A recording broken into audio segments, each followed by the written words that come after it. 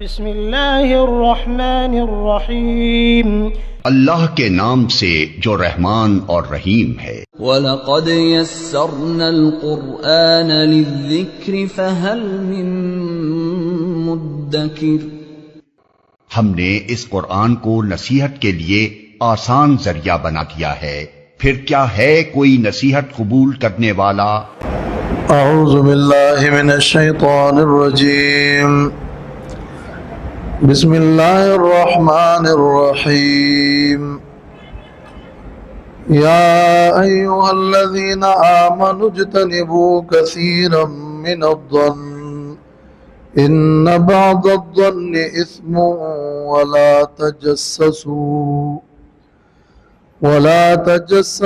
ولا يغتب بعضكم بعضا أيحب أحدكم أن يأكل لحم أخيه ميتا فكرهتموه واتقوا الله إن الله تواب رحيم۔ یہ سورۃ الحجرات کی آیت نمبر 12 ہے۔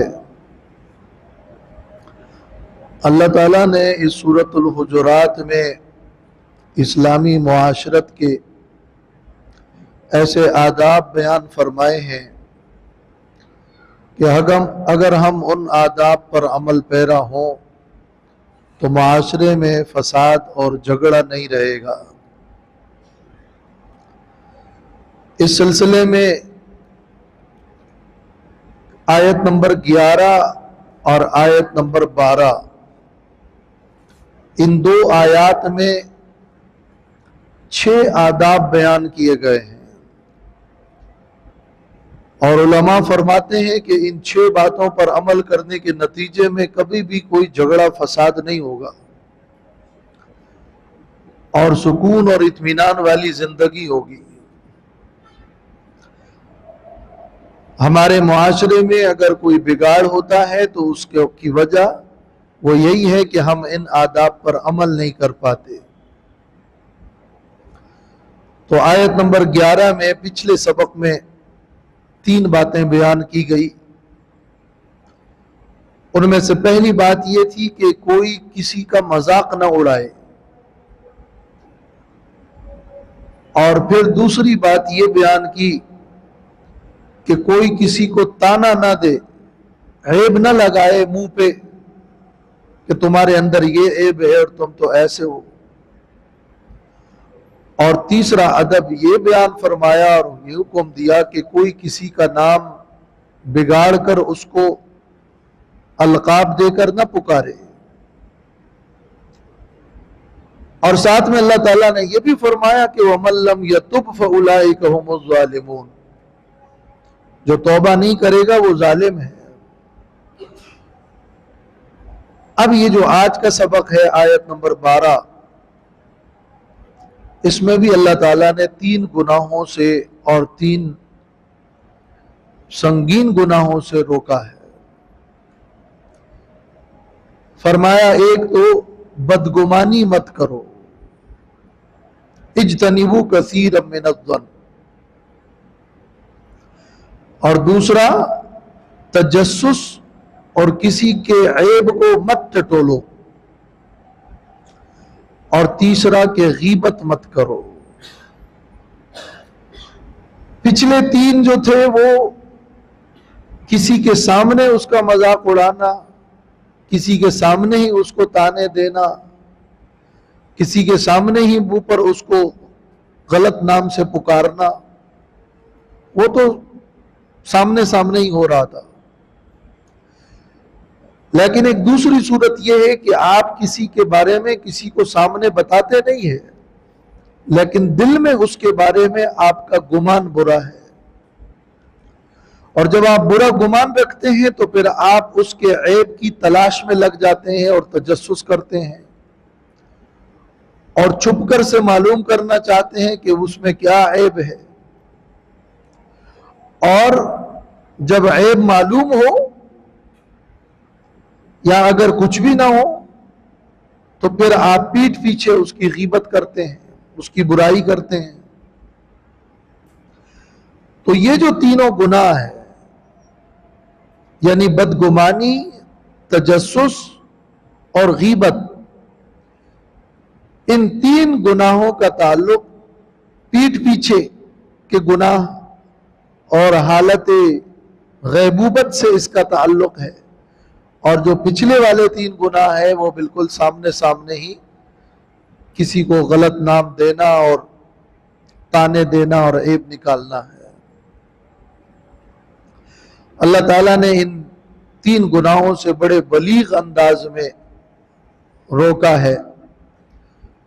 یا ایھا الذین آمنوا، اے ایمان والو، اجتنبوا کثیرا من الظن، بچو، اجتناب کرو بہت سارے گمانوں سے. ان بعض الظن اثم، بے شک بعض گمان گناہ ہے. ایک تو اللہ تعالیٰ نے ایمان والوں کہہ کر خطاب کیا،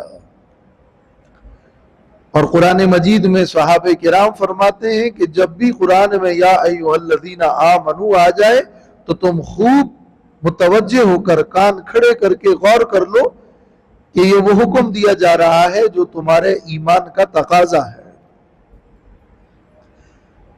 یعنی آگے اب جو حکم ہے وہ اس ایمان کی تکمیل ہے، وہ اس ایمان کا تقاضا ہے، اور اگر اس کی مخالفت کرو گے تو اس سے تمہارے ایمان میں خرابی پیدا ہوگی.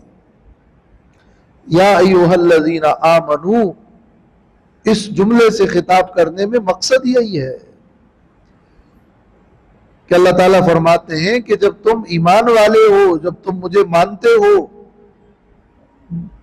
اللہ کے رسول صلی اللہ علیہ وسلم جو دین لے کر آئے ہیں اس کو تم تسلیم کرتے ہو، پھر تمہیں چاہیے کہ تم ان آداب پر عمل پیرا ہو. اجتنبوا کثیرا من الظن، بہت سارے گمانوں سے بچو، بہت ساروں سے. یہ نہیں فرمایا کہ کوئی بھی گمان نہ کرو، مطلق گمان کرنا ہی منع ہے، یہ نہیں فرمایا، بلکہ بہت سارے گمانوں سے بچو، اس لیے کہ ہر گمان تو گناہ نہیں ہوتا. ان بعض الظن اثم، بے شک بعض گمان گناہ ہوتے ہیں. اب گمان اور ظن کیا ہے اور اس کی اقسام کیا ہے؟ کیونکہ اگر یہ فرمایا گیا ہوتا کہ گمان سے بچو تو اس کا مطلب یہ تھا کہ کسی قسم کا بھی کوئی گمان ہو تو بچنا چاہیے اور ضروری ہے.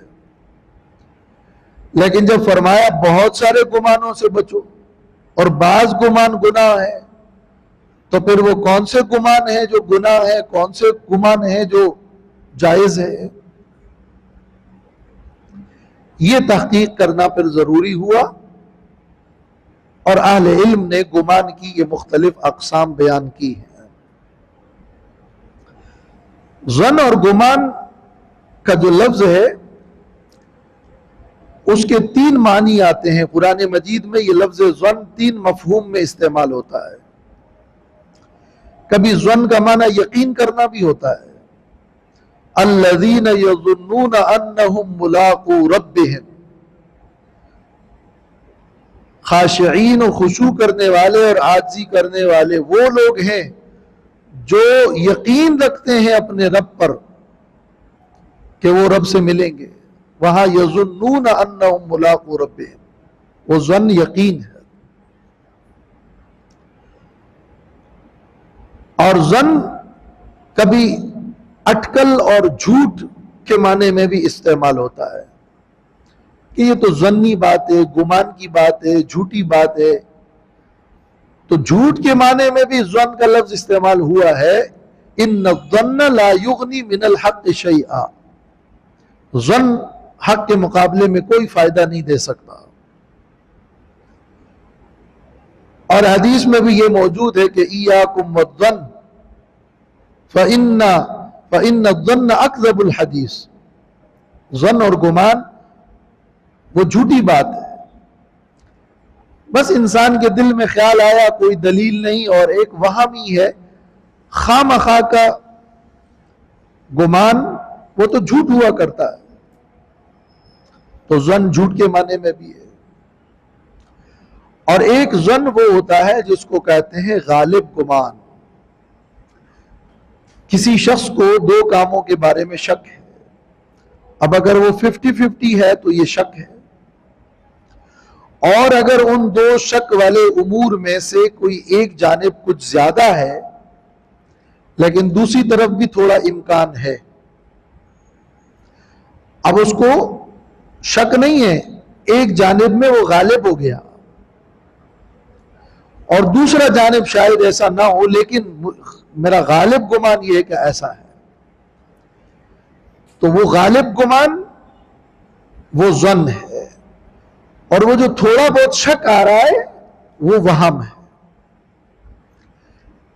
اب کسی کو وہم ہو رہا ہے یعنی بس ایسے ہی خیال تھوڑا سا آیا، کوئی زیادہ نہیں، اور کسی کو گمان ہو رہا ہے، اس کا مطلب یہ کہ اب وہ اس وہم سے بڑھ کر زیادہ حصہ ذہن کا اس کا یہی کہہ رہا ہے کہ ایسا ہے، وہ پھر ظن ہے۔ اور بالکل 50-50 ہو تو پھر اس کو شک کہتے ہیں۔ اب یہ ظن اور گمان صرف شک نہیں ہے، یہ شک سے بھی تھوڑا زیادہ ہے، تو ایک وہم ہے، ایک شک ہے، اور ایک ظن ہے گمان۔ شک برابر ہے، وہم کم ہے، اور گمان ظن پھر کچھ زیادہ ہے، اور ایک پھر یقین ہے۔ تو لفظ ظن ان معانی میں استعمال ہوتا ہے، کہیں تو بالکل وہم اور جھوٹ کے معنی میں استعمال ہوتا ہے، کہیں بالکل یقین کے معنوں میں استعمال ہوتا ہے، لیکن یہاں جس گمان سے روکا گیا ہے وہ غالب گمان ہے۔ اب یہ غالب گمان اس کو اس آیت میں ظن قرار دیا گیا ہے۔ ظاہر ہے کہ زندگی کے ہر معاملے میں کسی کو 100% یقین تو نہیں ہوتا، وہ ایمانیات اور وہ بنیادی عقائد جو اسلام نے سکھائے ہیں وہ تو یقین ہے، وہ ایمان ہے، لیکن زندگی میں بہت سارے امور اور معاملات وہی ہوتے ہیں کہ جس میں آپ غالب گمان پر ہی عمل پیرا ہوتے ہیں، بلکہ اکثر حصے زندگی تو غالب گمان پر ہی چلتا ہے۔ کوئی جہاز میں سفر کر رہا ہے تو اس کو یہ یقین تو نہیں ہوتا کہ یہ 100% یہ جہاز پہنچے گا اور گرے گا نہیں، گر بھی سکتا ہے، کچھ نہ کچھ امید وہمی اور ایک کیفیت تو ہے، 100% تو کوئی کسی چیز کی گارنٹی نہیں دے سکتا۔ دنیا کا نظام تو غالب گمان پہ چل رہا ہے، تو ہر غالب گمان تو منع نہیں ہے۔ کوئی قاضی عدالت میں فیصلہ کرتا ہے، وہ گواہوں کو سن کر غالب گمان کے مطابق فیصلہ کرتا ہے، ممکن ہے غلط ہو لیکن 100% وہ تو نہیں کر سکتا، وہ تو غالب گمان کے مطابق ہی فیصلہ کرے گا۔ تو ہر غالب گمان منع تو نہیں ہے، غالب گمان اس پر تو عمل کیا جاتا ہے۔ یہ احادیث کی کتابوں میں یہ اصطلاح ذکر ہوتی ہے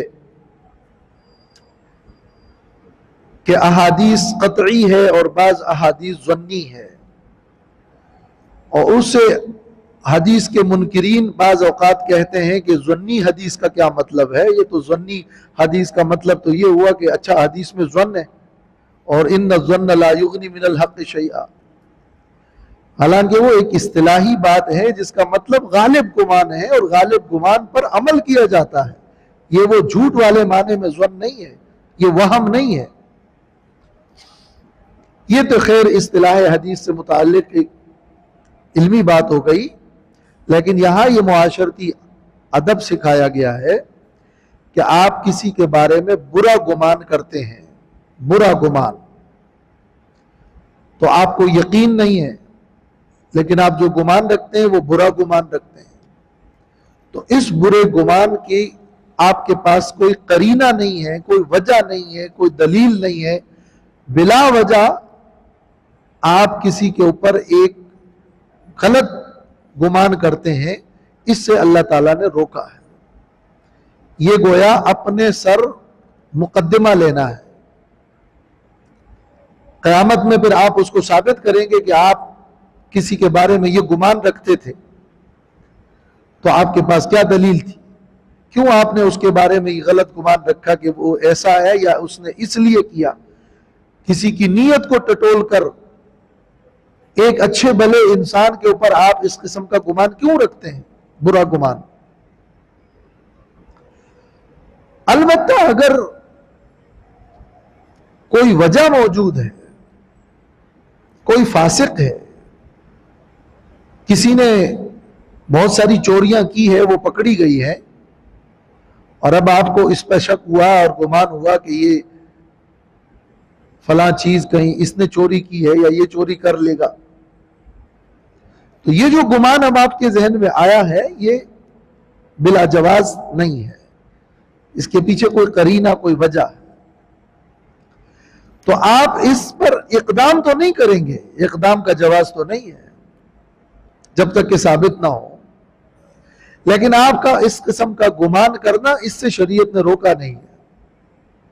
شریعت یہ بھی تعلیم نہیں دیتی کہ آپ اتنی سادہ لوح بن جائے کہ اگر کوئی فسق و فجور بھی ہے اور وجوہات موجود بھی ہے اور قرائن موجود بھی ہے, لیکن آپ اتنے بھولے بھالے بن جائیں کہ سب پر آپ کا گمان یہ ہے کہ بالکل صحیح ہے. نہیں, آپ احتیاط کریں. وہاں قرینہ موجود ہے تو آپ کے دل میں یہ خیال آیا تو اس کی کوئی یہ گناہ کی بات نہیں ہے.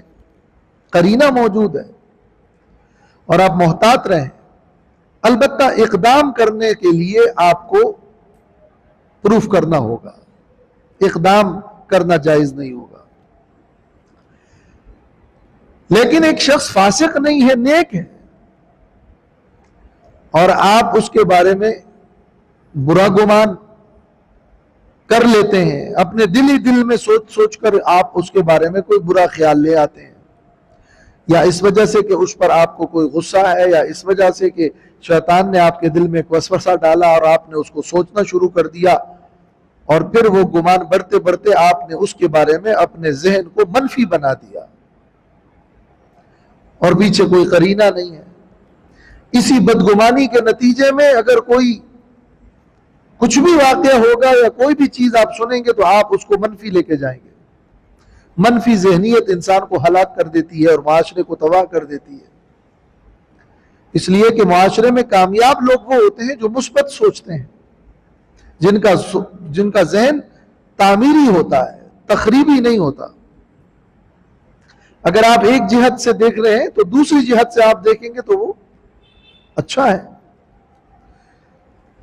تو ایسے موقع پر شریعت کی تعلیم یہ ہے کہ آپ بدگمانی نہ کریں, برا گمان نہ رکھیں, بلکہ آپ اچھا گمان رکھیں. ظنوا بالمؤمنین خیرا, ایمان والوں پر اچھا گمان رکھیں. یہ اچھا گمان ایک اللہ پر بھی اچھا گمان ہے, وہ شریعت میں فرض ہے, واجب ہے. مصیبت آئی, مشکلات ہیں, کوئی واقعہ ہوا, کوئی حادثہ ہوا, تو اللہ کے بارے میں یہ گمان کرنا کہ کوئی برا گمان کہ اللہ نے مجھ پر مصیبت ڈال دی, یا اچھا نہیں ہوا, یا اچھا نہیں کیا, یہ نا امیدی اللہ سے, یہ تو کفر والی بات ہے. اللہ پر یہ اچھا گمان کرنا کہ میرا اللہ سب جانتا ہے, اللہ عدل والا ہے, عدلہ کی بہت بڑی حکمت ہے.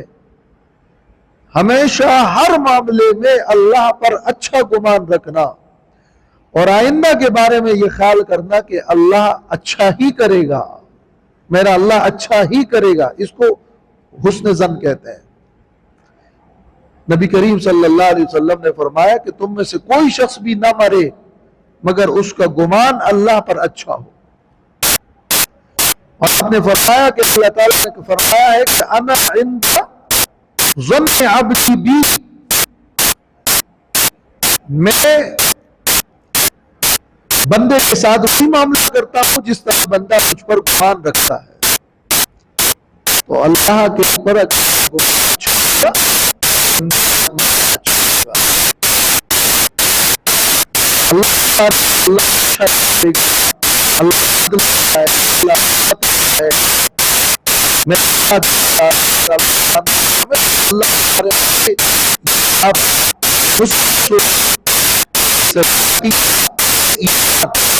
زندگی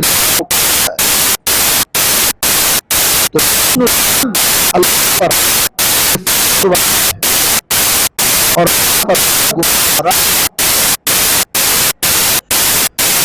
مخلوق میں کسی سے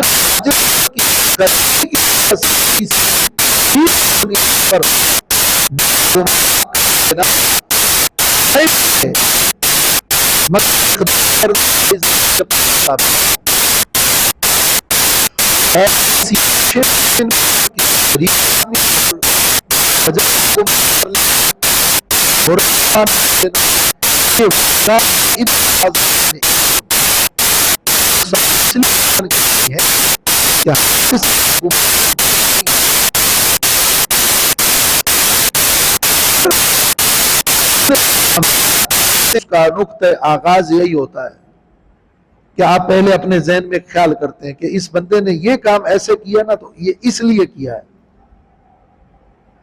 اور جب اس لیے کیا ہے تو پھر اس لیے کرنے کے لیے دلائل بھی آپ خود ڈھونڈتے ہیں اور بناتے ہیں، اور اگر کوئی کچھ واقعہ نظر بھی آ گیا جس میں اس کو تقویت ہوتی ہے تو اور زیادہ گمان پکا ہو گیا، تو اب وہ بغض بڑھتا گیا اور آپ کا دوسرے کے بارے میں وہ ذہن منفی چلا گیا، اور بس آپ یہی سوچتے ہیں اور پھر تجسس میں رہتے ہیں۔ اگلا درجہ پھر تجسس کا ہوتا ہے۔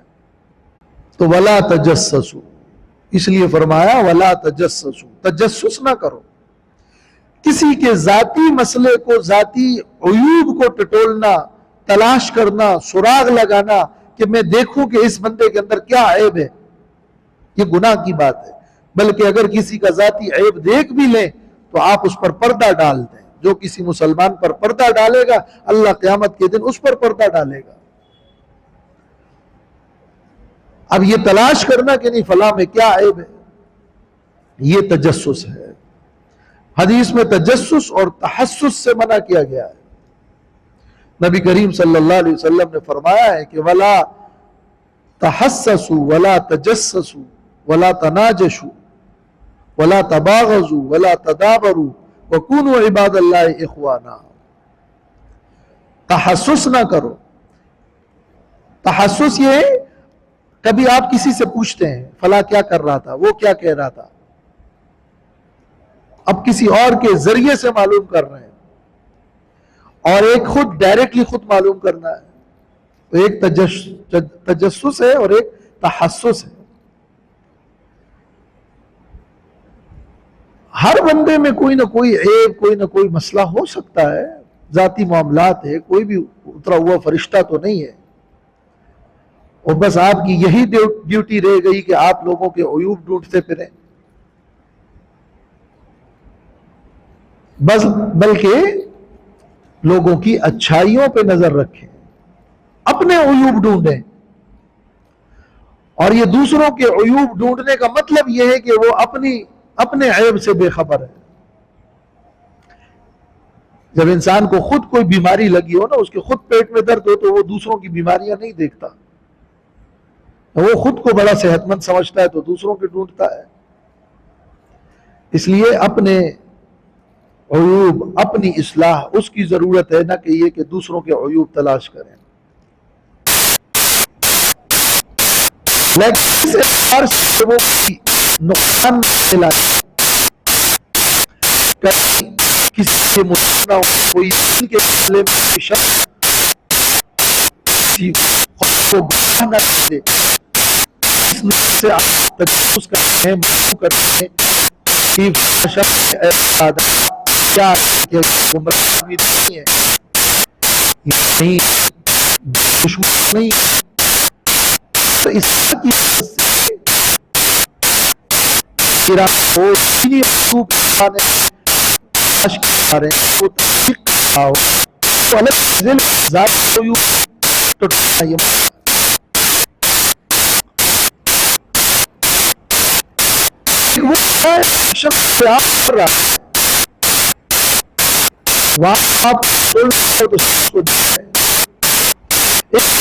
گھر کے اندر گناہ ہوا ہے، وہ نمو ہے، طلاق کر رہے ہیں، اندروں کی ممانعت کر رہے ہیں، ممانعت اس لیے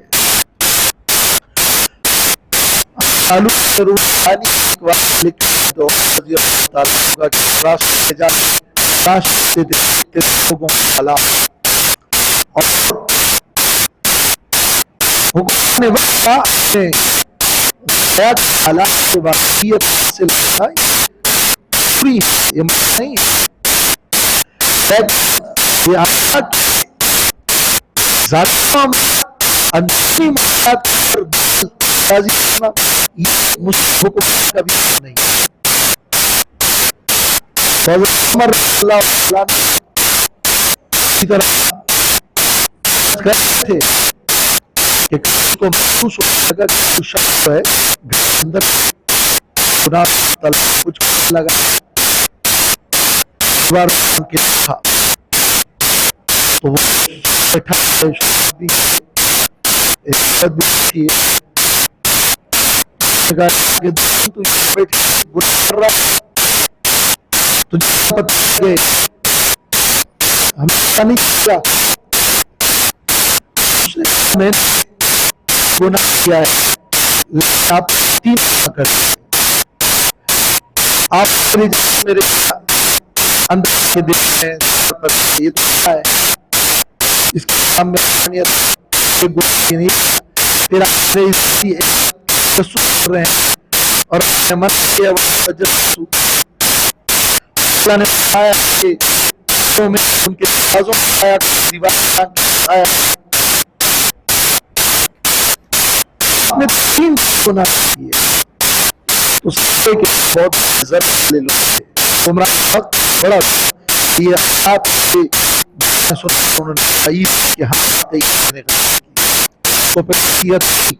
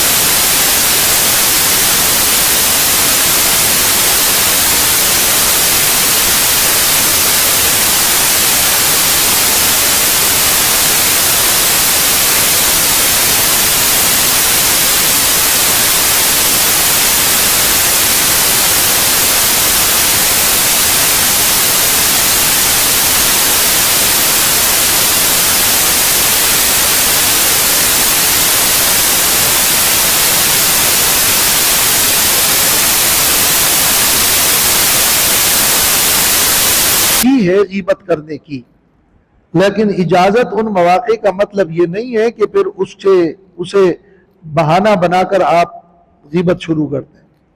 کسی کی توہین کرنا اگر غرض نہیں ہے، بلکہ آپ کو کسی کی برائی کرنے کی ضرورت پڑ گئی، اور اگر آپ وہ برائی اس کی نہیں کریں گے تو اس کے بغیر چارہ کار نہیں ہے اور موقع ہے، تو پھر آپ وہ برائی بیان کریں گے۔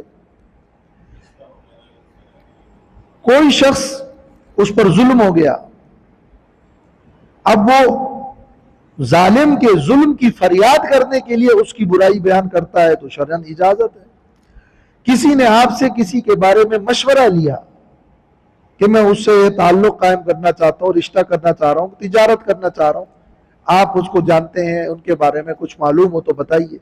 اب اگر آپ کو علم ہے کہ اس میں یہ غلطی برائی ہے تو آپ بتا سکتے ہیں، اس لیے نہیں کہ اس کی توہین ہو جائے، بلکہ اس لیے تاکہ یہ دوسرا ہے یہ اس کے دام میں نہ پھنسے اور اس کو ضرر نہ ہو۔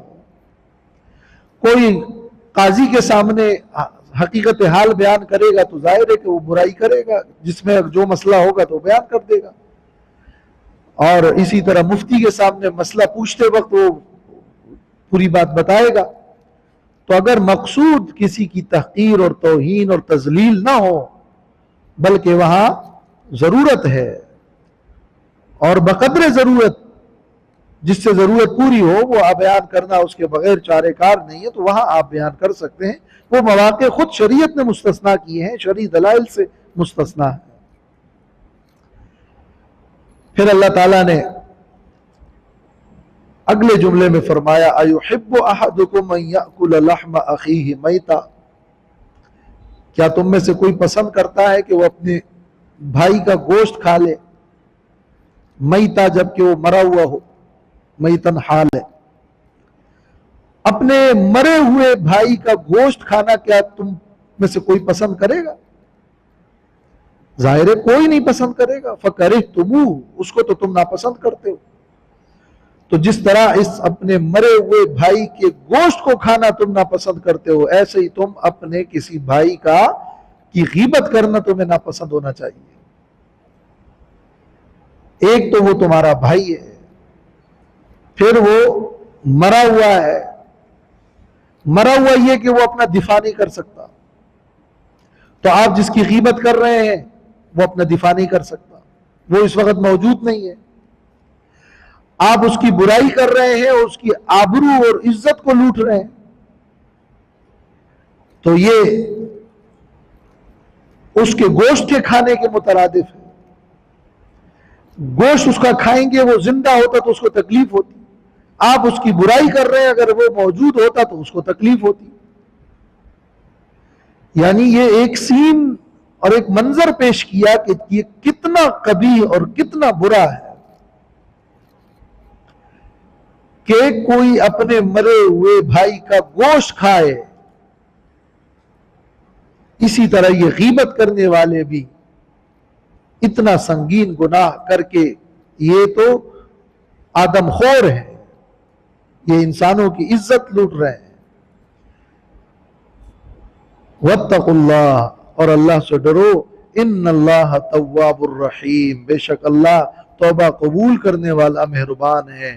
لہذا اس قسم کے گناہ اگر ہوئے ہیں تو توبہ کر لو۔ کسی کی غیبت کی ہے تو اس کی جو بھی تلافی ہو سکتی ہے وہ تلافی کرو۔ وہ دنیا سے چلا گیا ہے تو اس کی مغفرت کی دعائیں کرو، اس کے نام کا صدقہ کرو، اور اگر وہ موجود ہے تو جا کے اس سے معافی طلب کرو۔ معافی طلب کرنے میں ضروری نہیں ہے کہ ان سے یہ بھی بول دو کہ میں نے تیری یہ غیبت کی تھی، اس کو اور زیادہ تکلیف ہوگی۔ تو اجمالی طور پر اس سے معافی طلب کریں اور آئندہ اس کام کے نہ کرنے کا عزم کریں، جیسے کہ توبہ کی شرائط ہے۔ تو اپنی زندگیوں میں ان معاشرتی آداب لانے کے لیے جتنے بھی انسان کوشش کرتا ہے کہ بہتری آئے، وہ خاموش رہے، وہ کسی کے بارے میں غیبت نہ کریں، کسی کا نام نہ بگاڑیں، کسی میں عیب نہ لگائیں، عاجزی اور انکساری، تو اس طرح اس کے اخلاق، یہ اخلاق ہی اس کی زندگی کا حسن ہے اور زینت ہے، اور یہ ایمان کی قوت اور تکمیل کا باعث ہے۔ اللہ تبارک و تعالی عمل کرنے کی توفیق عطا فرمائے۔ وآخر دعوانا الحمدللہ رب العالمین والصلاة والسلام علی خیر خلقہ محمد وعلی آلہ واصحابہ اجمعین۔ الہ العالمین ہمارے گناہوں کو معاف فرما، ہمیں نیک عمل کرنے کی توفیق عطا فرما، قرآن و سنت کو سیکھنے سمجھنے اور اس پر عمل کرنے کی توفیق عطا فرما، صحبت صالحی کی توفیق عطا فرما۔ ربنا تقبل منا انک انت السمیع العلیم وتب علینا انک انت التواب الرحیم، وصلی اللہ تعالی علی خیر خلقہ محمد وعلی آلہ واصحابہ اجمعین برحمتک یا ارحم۔